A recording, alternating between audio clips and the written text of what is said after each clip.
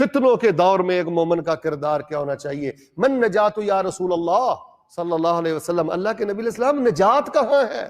سادہ لفظوں میں اس کا معنی ہم یہ بھی کر سکتے ہیں کہ فتنوں کے دور میں ایک مومن کا موقف کیا ہونا چاہیے؟ آپ نے فرمایا کف علیک لسانک، زبان کو روک کے رکھو۔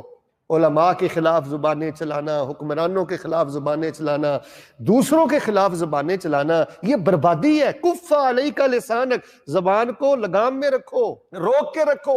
فتنوں کی تشہیر نہیں کرنی چاہیے، خام خواہ کے تبصرے نہیں کرنے چاہیے۔ وابکی علی خطیئتک، اور فرمایا فتنوں کے دور میں ایک مومن کی نجات یہ ہے کہ اپنے گناہوں کو یاد کر کے اللہ کے سامنے رویا کریں، اپنی کوتاہیاں یاد کریں۔ بھئی سب سے پہلے میں نے اپنی ذات کے بارے میں اللہ کو جواب دینا ہے، اپنے اعمال کے بارے میں نے اللہ کو جواب دینا ہے، اپنے بچوں کے بارے میں نے اللہ کو جواب دینا ہے، اپنے اہل کے بارے میں مجھ سے پوچھا جائے گا۔ تو فرمایا زبان کو روکے رکھو، اپنے گناہوں پہ رویا کرو۔ وَلْيَسْعَكْ بَيْتُكَ، اور گھر میں رکے رہا کرو، گھر میں رکے رہا کرو، زیادہ باہر نہ نکلا کرو۔ یہ آوارہ گردی اور یہ زیادہ آمد و رفت کے سلسلے انسان کو فتنوں میں مبتلا کر دیتے ہیں۔ تو فتنوں کے دور میں ایک مومن کا کردار اور مومن کا موقف یہ ہے جی، وہ صبر اور اعتزال سے کام لے، الگ ہو جائے، اپنی ذاتی اصلاح کریں۔